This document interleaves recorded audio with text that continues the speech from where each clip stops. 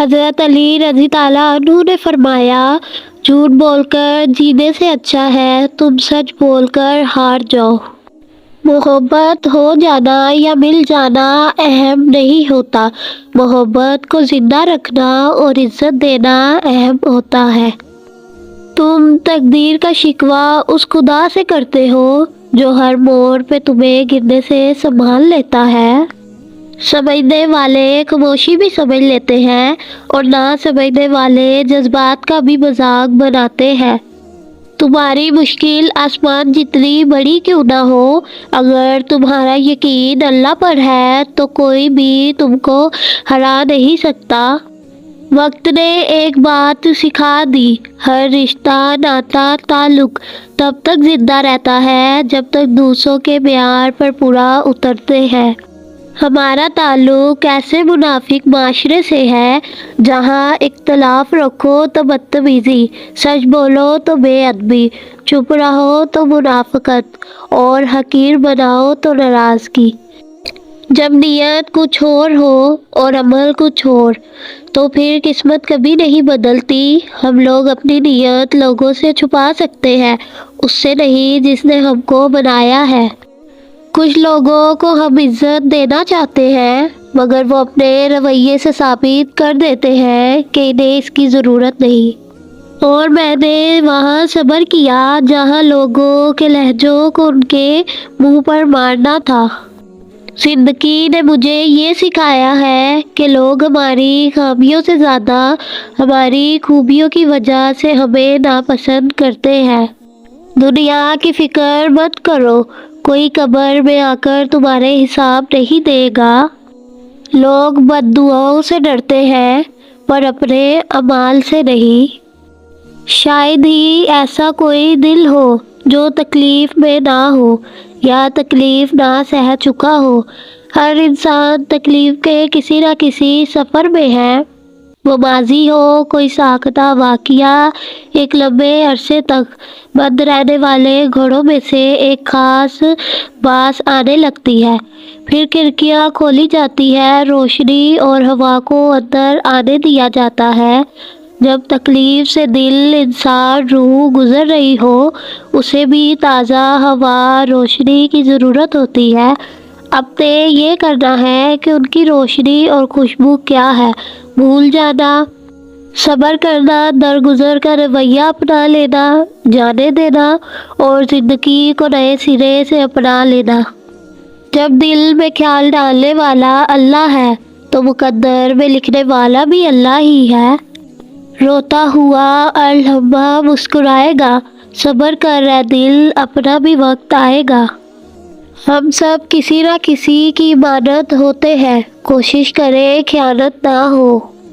یہ احساس بھی بڑا سکون دیتا ہے کہ کوئی جانے نہ جانے اللہ تو جانتا ہے۔ لوگوں کی باتوں کو دل پر لینا چھوڑ دے، زندگی کا مقصد رب کو راضی کرنا ہے۔ وہ دعائیں رد نہیں کرتا، بس بہترین وقتوں پہ قبول کرتا ہے۔ نماز تب سکون دیتی ہے جب تم سکون سے پڑھو۔ اللہ ہر وقت آن لائن ہے، ابھی بات کر لو۔ وہ یہ نہیں کہے گا کہ میں اس وقت مصروف ہوں، تم سے بات نہیں کر سکتا۔ وہ یہ بھی نہیں کہے گا کہ پہلے میری سیکیورٹی سے اپائنٹمنٹ لے لو۔ وہ تو ہر وقت تمہاری کال کا منتظر ہے، تمہیں ویلکم کرے گا، خوش ہوگا، تمہارے گناہ بخش دے گا، تم پر رحمت کرے گا، تمہاری دعاؤں کے مقابلے میں کہیں گنا زیادہ دے گا، دنیا میں پھر اور آخرت میں بھی۔ پھر دیر کس بات کی ہے، بات کرنا شروع کر دو، کیونکہ it is never too late. ملاؤ رابطہ، لائن ڈیڈ ہو جانے سے پہلے، بس یہی ڈیڈ لائن ہے۔ دعا کی طاقت کو کبھی کم مت سمجھے، تقدیر اور قسمت سے زیادہ طاقت دعا میں ہوتی ہے، عرش تک کو ہلا سکتی ہے، کیونکہ تقدیر کے سامنے ہم بے بس ہیں، لیکن تقدیر لکھنے والا نہیں۔ اور اگر آپ کو لگے کوئی چیز تقدیر میں نہیں بھی لکھی تو پھر بھی دعا کرنی چاہیے۔ دعا وہ طاقت رکھتی ہے جو آپ کے نصیب میں بھی نہیں، اسے بھی آپ کا کر سکتی ہے، اور دعا تقدیر کو اس وقت بھی بدل سکتی ہے جب وہ فیصلہ کن مراحل میں داخل ہو چکی ہو۔ مجھے اکیلا حد وقت سے گزارنا ہے، میں اپنے ساتھ کوئی ہمسفر نہیں لایا۔ وقت اللہ تعالیٰ کی امانت ہے، جس کا ایک لمحہ بھی ضائع کرنا مجرمانہ خیانت ہے۔ رشتے نیچے پڑا رہنے سے کبھی نہیں بنتے، رشتہ بنانے کے لیے کبھی بھیک مت مانگے، بہادر بنے، تھوڑی ہمت پیدا کریں اور اس کو اپنائیں جو واقعی آپ کے ساتھ رہنا چاہتا ہے، اور اس شخص کو اپنی زندگی سے نکال باہر پھینکیں جو ساتھ رہنے اور ساتھ دینے کا ڈرامہ کر رہا ہے۔ لفظ تاثیر سے بنتے ہیں، تلفظ سے نہیں۔ اہل دل آج بھی ہیں، اہل زبان سے آگے۔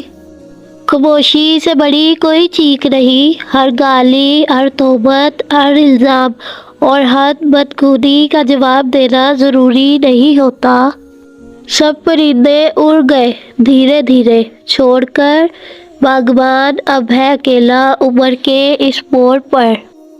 یہ وقت بھی عجیب سوداگر ہے، جوانی کا لالچ دے کے بچپن لے گیا، اب امیری کا لالچ دے کر جوانی چھین رہا ہے۔ لوگوں کا بھلا ضرور کرے، لیکن ان سے یہ امید نہ رکھے کہ ضرورت پڑنے پر وہ بھی آپ کا بھلا کریں گے۔ ماں باپ کے ساتھ تمہارا سلوک کیسی کہانی ہے جو لکھتے تو تم ہو، لیکن تمہاری اولاد تمہیں پڑھ کر سناتی ہے۔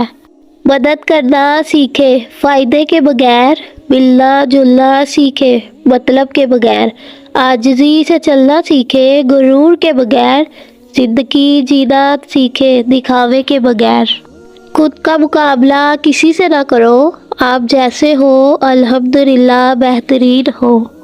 کسی سے جلن کرو گے تو کچھ نہ پاؤ گے، ہر حال میں اللہ کا شکر کرو گے تو گن نہ پاؤ گے۔ توزک نے کہا، ماں وہ ہستی ہے جو گناہ گار اولاد کو بھی بچا لیتی ہے۔ جنت نے کہا، ماں وہ ہستی ہے جو مجھے بھی قدموں کے نیچے دبا لیتی ہے۔ ہر رکاوٹ میں کوئی نہ کوئی بہتری چھپی ہوتی ہے، جو اللہ تک لے جائے اسے ٹھوکر نہیں کہتے۔ ماں محبت، باپ عبادت، محبت عبادت جنت۔ عاجل رہے، اصل رہے اور حقیقی رہے۔ زہریلے تعلقات کو کاٹ دینا ہی بہتر ہے۔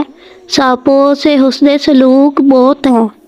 اخلاق کی قیمت کچھ نہیں دینی پڑتی، مگر اس سے ہر انسان خریدا جا سکتا ہے۔ کوئی سدا منتظر نہیں رہتا، ہر تعلق مسافرانہ ہے۔ حضرت علی رضی اللہ عنہ نے فرمایا، کچھ رشتے اللہ خود ختم کرتا ہے تاکہ ہماری زندگی خراب نہ ہو سکے، بے شک وہ جو کرتا ہے بہتر کرتا ہے، اور مکڑی کے جالے سے بھی کمزور ہے یہ دنیا کے سہارے۔ سارے جتن شکل کو سنوارنے کے لیے کیے جاتے ہیں، مجال ہے جو دل کی کالک کی طرف کسی کا دھیان جائے۔ وقت بہت کچھ دے جاتا ہے، اچھی بری باتیں، بہت بڑے اور گہرے زخم بھی دے جاتا ہے، اسی لیے تو گھڑی میں پھول نہیں بلکہ کانٹے ہوتے ہیں۔ سب انسان مردہ ہے، زندہ وہ ہے جو علم والے ہیں، سب علم والے سوئے ہوئے ہیں، بیدار وہ ہے جو عمل والے ہیں، تمام عمل والے گھاٹے میں ہیں، فائدے میں وہ ہے جو اخلاق والے ہیں، سب اخلاق والے خطرے میں ہیں، کامیاب وہ ہے جو تکبر سے پاک ہے۔ جب تمہاری شادی ہوگی تمہیں شیطان ایک سبق پڑھائے گا، چلو بیوی کی اصلاح کرتے ہیں۔ یاد رکھو، بیوی کی اصلاح نہیں کی جاتی، اس سے عشق کیا جاتا ہے، اور عشق سے ہر قسم کا اصلاح ہو جاتا ہے۔ تم فقطوں سے گھر چلاؤ گے تو اپنا گھر برباد کرو گے، محبت سے گھر چلا کر دیکھو، ہمیشہ آباد رہو گے۔ کسی کو کچھ دینا ہی ہدیہ نہیں ہوتا، بلکہ کسی پر غصہ آ جائے تو اس کا اظہار نہ کرنا، اور کسی کے راز معلوم ہو تو انہیں چھپانا، کسی کو معاف کرنا بہت مشکل ہو تو اسے معاف کر دینا، کسی کی عزت کو تار تار کرنے سے اپنی زبان کو بچانا بھی ہدیہ ہی ہے، بلکہ یہ قیمتی ہدیہ ہے۔